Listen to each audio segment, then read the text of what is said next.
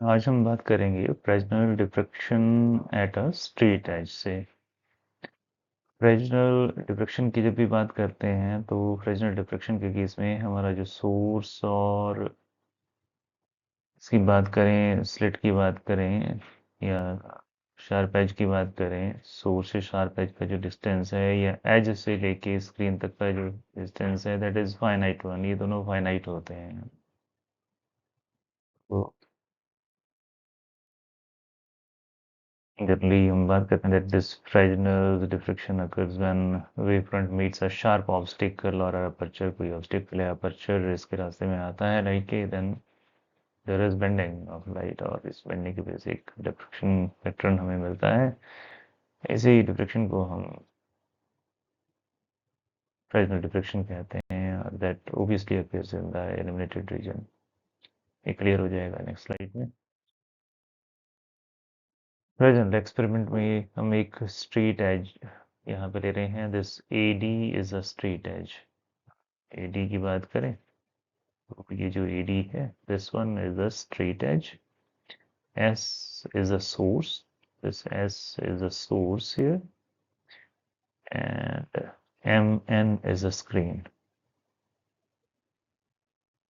ऐसी जो भी लाइट आ रही है फ्रेस्नेल के केस में भी पता है जो वेवफ्रंट है that is spherical one.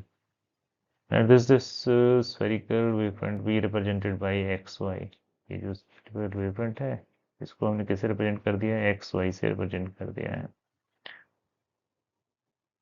Now the region above this point P, अगर हम यहाँ से देखेंगे तो सोर्स से जो लाइट आ रही है एज के ए पोर्शन से होती हुई पी पॉइंट तक पहुंच रही है। Below P the region is, below P is the particular region is your shadow region, and above P the region is your illuminated region। यहाँ पे illumination है, यहाँ लाइट आपको मिल रही है। this one is your shadow region, below P is your shadow region। जो illuminated region है उसमें हमें diffraction pattern मिलता है। diffraction pattern means यहाँ पे हमें maximum और minimum मिलने वाले हैं। और ये जो maxima है this, यहाँ पे कोई पर्टिकुलर पॉइंट हम पी प्राइम ले लेते हैं और विल ट्राई टू सी कि पी प्राइम जो है वो this one is your P prime point. P prime point, this is point of maxima or minima that will depend upon whether this portion between A and B that encloses even or odd number of strips।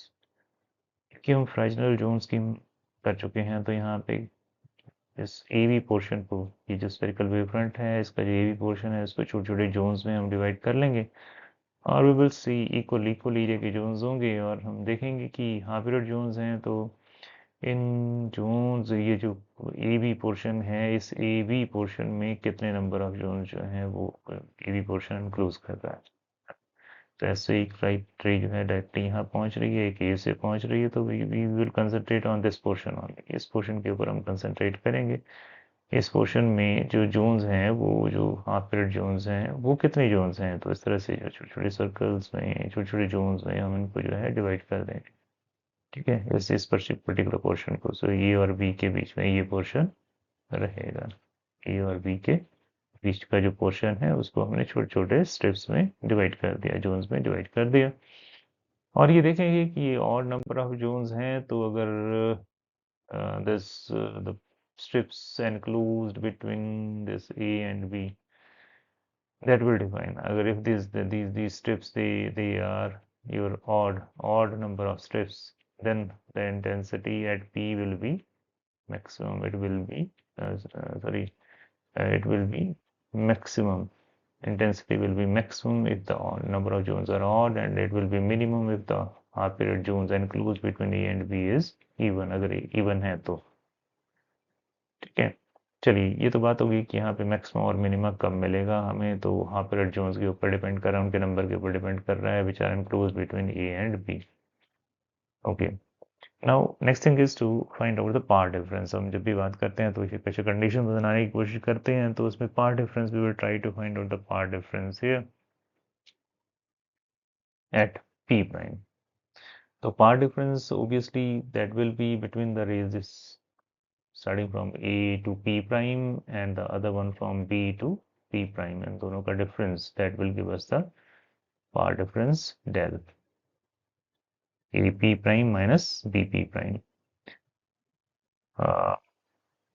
AP prime, this BP prime that can be put in known parameters. अब BP prime है तो BP prime को known parameter कैसे ले सकते हैं हम? This SP prime S to P prime minus SB that will be equal to SP prime. अगर पूरा ले लें यहाँ से S से लेके सॉरी S से लेके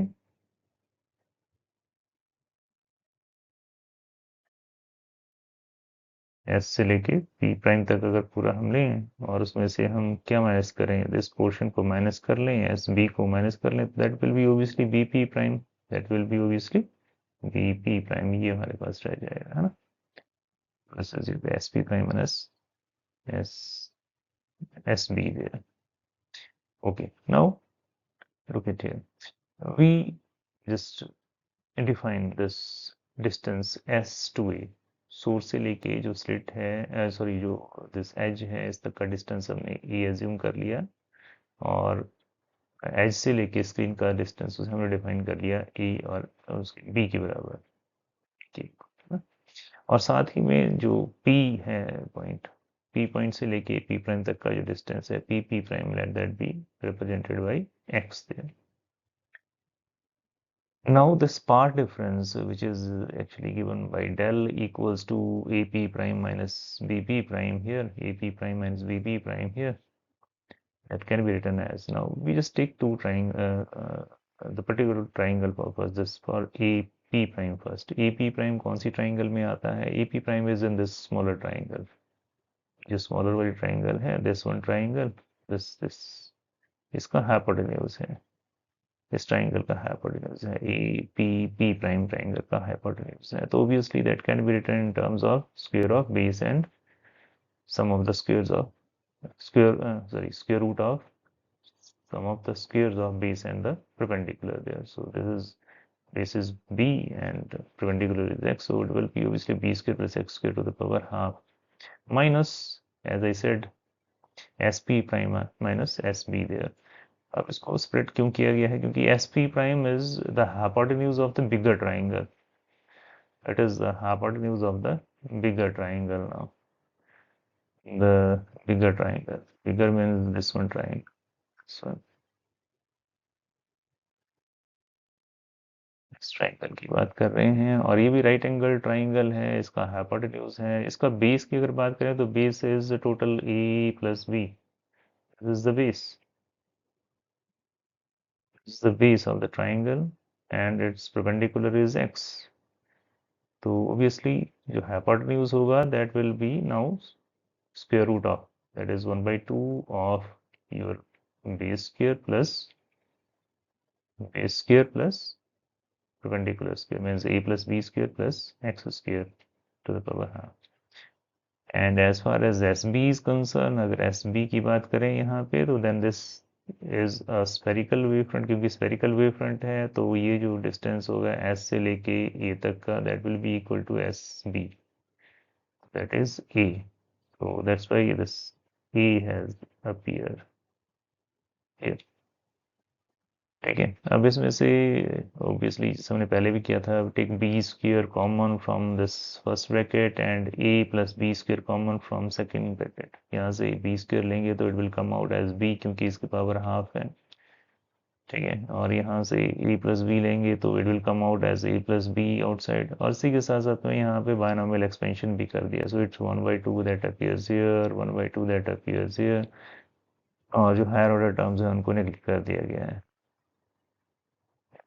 I'll just take this b inside and a plus minus a plus b inside, है ना. माइनस साइन b है a plus b के साथ में, इसको अंदर लेके जाएंगे तो it will come out as b plus B से बी कैंसिल हो जाएगा, एक्स स्क्र ओवर 2b रह जाएगा, और यहाँ पे आ जाएगा माइनस ए माइनस बी प्लस ए प्लस बी से ए प्लस बी कट जाएगा, तो डिनोमिनेटर में 2 इंटू ए प्लस बी रह जाएगा, और plus A as it is that will appear there. ठीक है, और यहाँ पे प्लस ए क्यों है तो वो तो क्लियर है ना, माइनस साइन यहाँ था तो माइनस यहाँ है, तो ये माइनस ए आना था तो माइनस माइनस प्लस ए हो गया। ठीक है, चलिए आगे चलते हैं और देखते हैं। Now this expression that will look like this, it will look like this.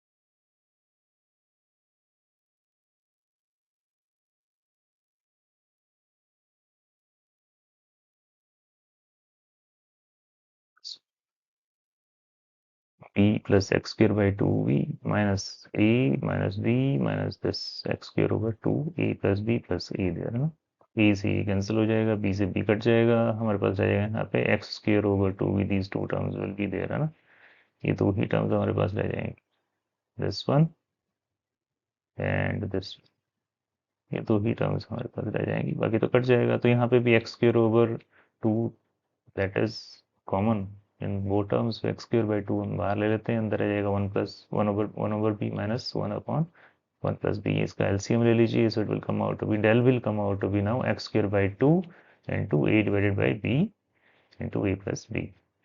तो ये अल्टीमेटली हमारे पास जो है, जो पार्ट डिफरेंस है उसके लिए एक्सप्रेशन ये आ गई है ना, ये एक्सप्रेशन आ गई।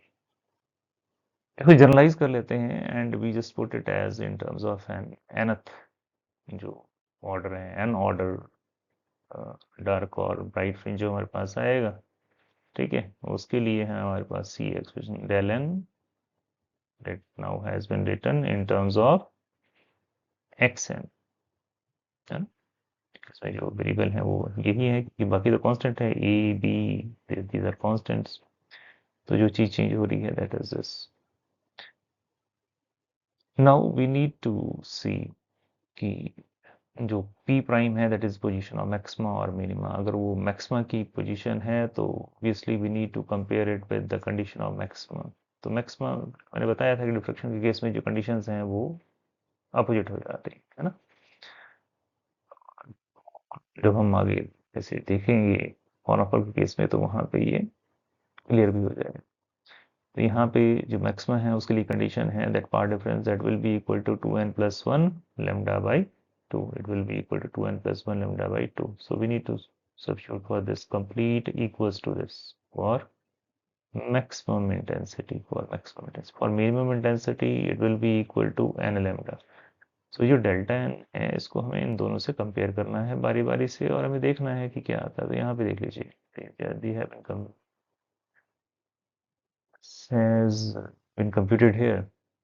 अब यहाँ पे बात की है मैक्सिमम इंटेंसिटी की, तो मैक्सिमम इंटेंसिटी के केस में obviously now this quantity A times X N square divided by 2 times B A plus B, this one ये सेम है ना, ये और ये जो क्वांटिटी है सेम है ना, this equals to 2n plus 1, इसके बराबर है ना, कंडीशन किसकी है, मैक्सिमा की कंडीशन है। और यहाँ से एक्स एन स्क्र आ जाएगा हमारा 2n plus 1 A plus B B lambda over A, और एक्स एन आ जाएगा इसका स्क्वायर रूट। उसी तरह से जब हम nth ब्राइट बैंड की बात करेंगे तो we will be comparing it with N lambda, किसके साथ कंपेयर कर रहे हैं, इसको एन लेमडा के साथ कंपेयर कर रहे हैं।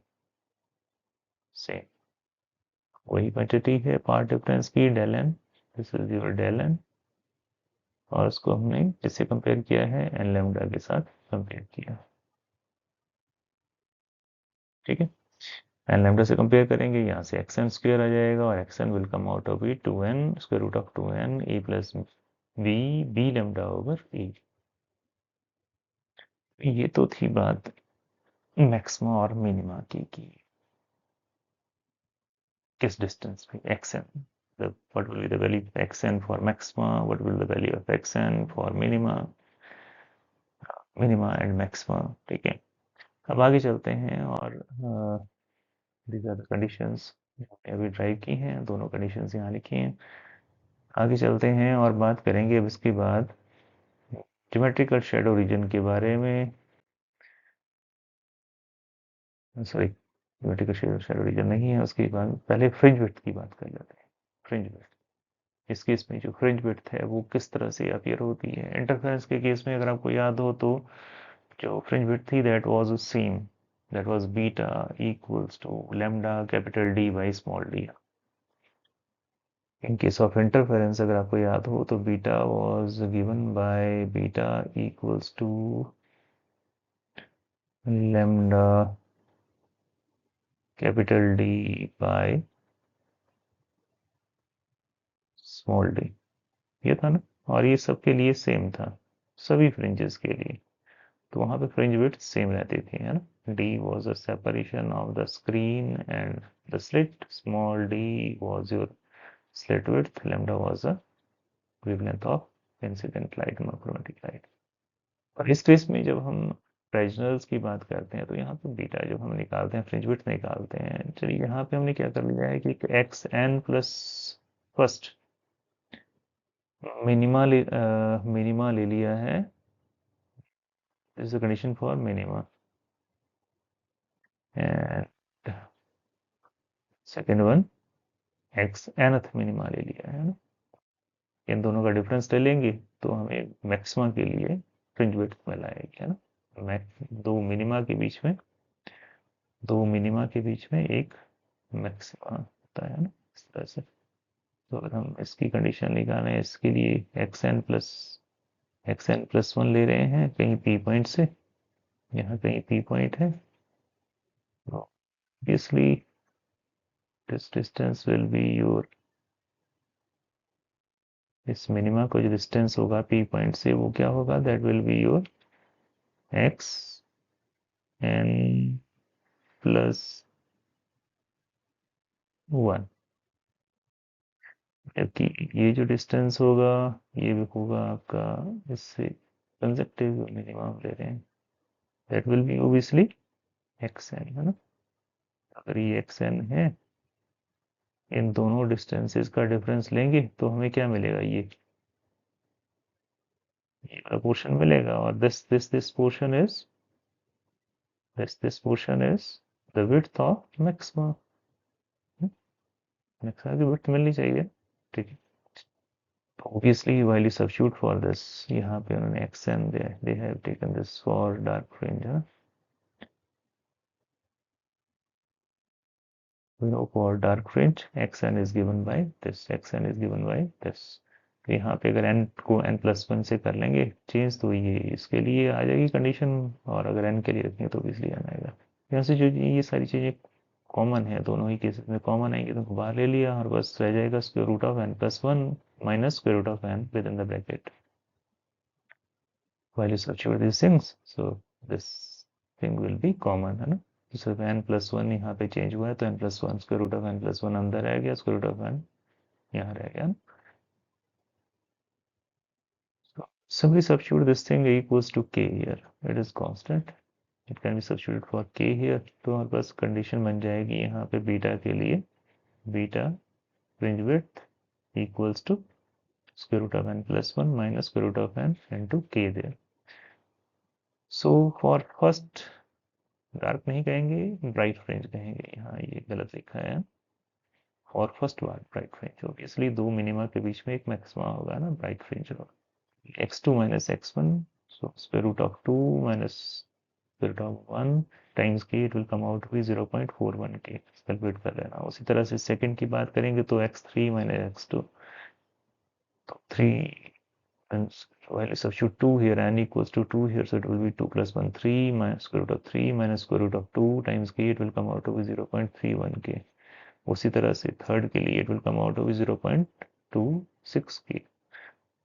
ध्यान से अगर आप देखोगे तो उसको समझने की कोशिश करोगे, जो रिजल्ट है हमारा, तो रिजल्ट ये बता रहा है कि जैसे जैसे हम n इंक्रीज कर रहे हैं, n इज द ऑर्डर, जैसे जैसे हम n जो है इंक्रीज कर रहे हैं तो n के इंक्रीज के साथ साथ में जो हमारा ये बीटा है that is decreasing, earlier it was 0.41 k, then becomes 0.31 k, then becomes 0.26 k, and it will keep on decreasing there. तो इस केस में फ्रिंज विड्थ हमारी डिक्रीज हो रही है, जबकि इंटरफेरेंस के केस में it remained constant, beta remained constant there, lambda D by capital D, है ना। तो यहाँ पे ये चीज है, ये डिफरेंस है इंटरफेरेंस और डिफ्रेक्शन पैटर्न में। चलिए आगे चलते हैं। अब बात करते हैं शेडो रीजन की। शेडो रीजन वो रीजन है जो पी पॉइंट के नीचे है ना। शेडो रीजन में अगर पी प्राइम पॉइंट हम लेते हैं, कोई पी प्राइम पॉइंट लेते हैं जो रे एस से डायरेक्टली पी पॉइंट तक पहुंचनी चाहिए थी, तो that will cut this wave front, spherical wave front at point B. और अगर बी के नीचे देखें तो क्योंकि आगे ऑब्स्टिकल है तो ये पोर्शन, तो इसकी वजह से light off that will cut off. So below B the steps they will be cut off, below b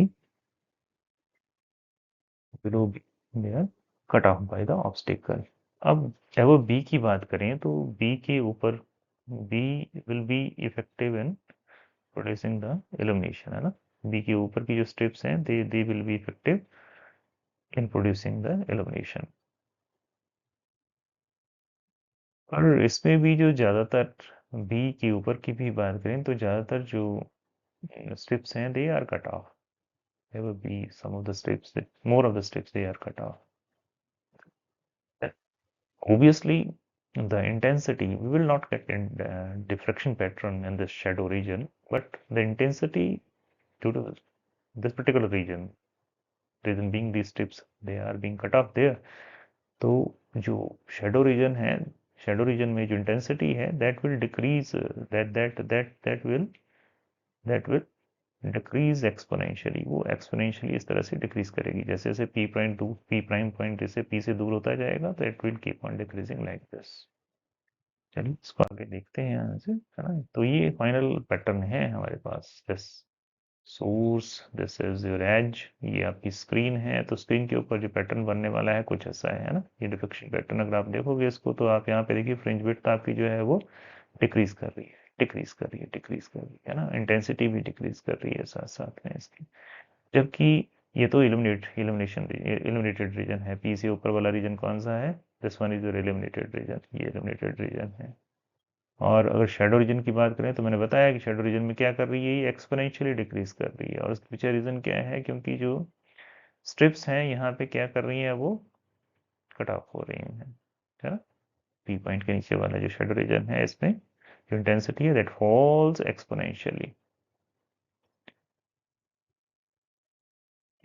आगे चलते हैं, हम बात करते हैं जो स्ट्रेट एज है उसको यहाँ पे एक वायर से अगर हम रिप्लेस करते हैं। पहले तो स्ट्रेट एज था ना, पूरा ऑब्स्टिकल था, स्ट्रेट ऑब्स्टिकल था, उसकी वायर से हमने रिप्लेस कर दिया और वायर को हमने परपेंडिकुलर रखा है, परपेंडिकुलर टू द स्क्रीन और योर प्लेन ऑफ पेपर, है ना। पेपर का जो आपका जो पेपर है उसके परपेंडिकुलर अगर आप वायर रख लेते हैं, सामने स्लिट है, ठीक है, तो इस वायर की वजह से एक शेडो रीजन हमें मिलने वाला है between between M and N. इस रीजन को हम क्या कहेंगे, शेडो रीजन कहेंगे। ये रीजन आपका शेडो रीजन है। above m and below n is your illuminated region। अब ये जो illuminated region है m और m की above, m से above और n के नीचे वाला रीजन है, तो यहाँ पे जो लाइट है that is coming from the part of the wavefront that is your by, ये जो by है इसकी वजह से लाइट आ रही है या फिर ए एक्स की वजह से लाइट आ रही है। तो यहाँ पे भी सेम जैसा प्रोसीजर हमने वहाँ पे किया ना स्ट्रेट एज के केस में, तो यहाँ पे भी पी प्राइम पॉइंट ले लीजिए, उसी तरह से एन से आप ए पी प्राइम प्राइम जो है आप ए पी प्राइम और sorry A P prime and जो बी पी प्राइम यहाँ पे आप बी को ले लीजिए, हाँ, B will act as pole, A P prime and B P prime के बीच में पार डिफरेंस, उसी तरह से उसका डिस्टेंस निकालें सेंटर से, ठीक है, तो मैक्सिमा और मिनिमा उसी तरह से यहाँ पे आपको जो है डिफ्रैक्शन पैटर्न मिलने वाला है। यहाँ आप सामने देख रहे हैं तो इसके ऊपर m से above m and below n we are getting deflection pattern, है ना, ये डिफ्लेक्शन पैटर्न हमें मिलता है। तो इसमें आप देख रहे हैं तो इसमें जो आपका जो मैक्सिमा और मिनिमा, मैक्सिमा मिनिमा और इनकी इंटेंसिटी और इनकी विड्थ जो है वो डिक्रीज होती जा रही है as we go away from point P, है। पर शेडो रीजन में भी कुछ फ्रिंजेस दिख रहे हैं, है ना। शेडो रीजन में जो फ्रिंजेस दिख रहे हैं, ये जो फ्रिंजेस हैं किस वजह से हैं, ये भी इन्हीं दो पोर्शन की वजह से हैं। जो कौन कौन से पोर्शन, जो वेव फ्रंट का पोर्शन ए एक्स पोर्शन है और बी वाई पोर्शन है, अनकवर्ड पोर्शन जो है।